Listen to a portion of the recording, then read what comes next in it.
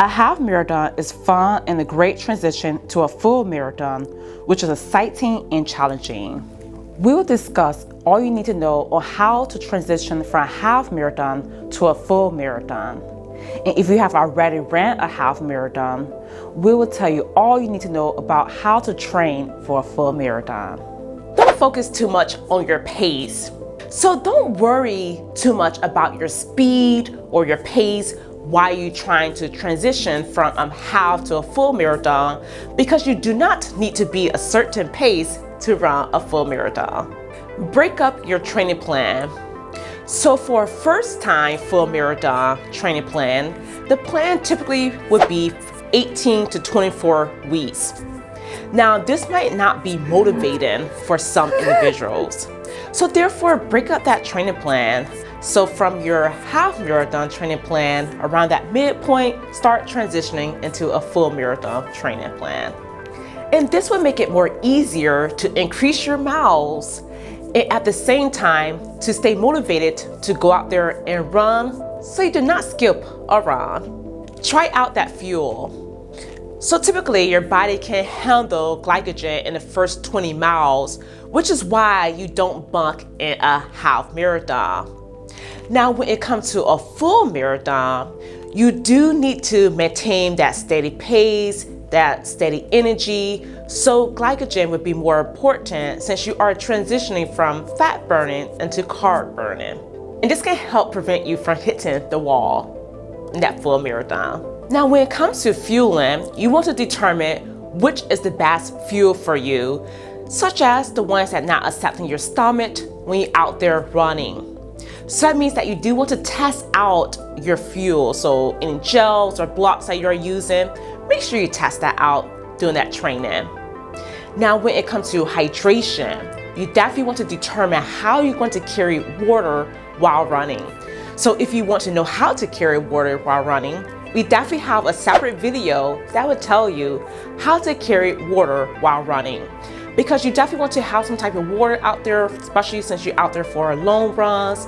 And that means that you might actually want to add electrolytes into that water as well. Don't skip the long runs.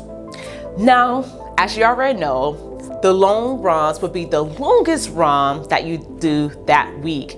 And it would be even longer than a half marathon, so more than that 13.1 miles. So that means don't get so discouraged by those long runs, especially since you are running longer. So focus only on that run that you're doing that week and not what you have to do next week or the week after. Now, we know we might have busy schedules, so you might be busy, you have errands and different stuff like that. And you might want to cut back on something. Don't choose the long run to cut back on, because that will not be beneficial for you in the long run. Now, when it comes to your full marathon training or full marathon itself, it's a journey. So that means that you will have a bad run. We all do. Don't get so discouraged about that bad run and start feeling down on yourself. Think about all the good runs that you had, or sometimes that bad run just means that you might actually need a rest day. So consider sometimes you might need to take a break from that run. And if you wonder how to tell when your body needs a rest day, of course, we have a video on that as well of how to know when you need to take a rest day. Nevertheless, enjoy each run. Remember, it's a journey. Now choose to race wisely and make sure you are setting the right race expectation. So that means that since this might be your first full marathon, this might mean that you don't want to go out there and run like a hilly course. You might want to consider doing a flat first full marathon. And you want to think about doing a course that's going to keep you motivated. So for me, that might be having more spectators out there cheering me on while running. Now, when you are on that course, you might want to make sure you have some type of goals out there. So since this might be your first marathon, it might not be bad to think, oh, I want a PR, I want to go out fast. Instead, you might want to consider, let me finish this race, so get to that finish line. Now, when it comes to that training, make sure that you are finding the right plan for you. Now, the first week in that plan should resemble your first half marathon training. Of course, it will build up from there. Therefore, you might want to run 3 to 4 times a week, or make sure that in your plan that you are running more. Now, run efficiently.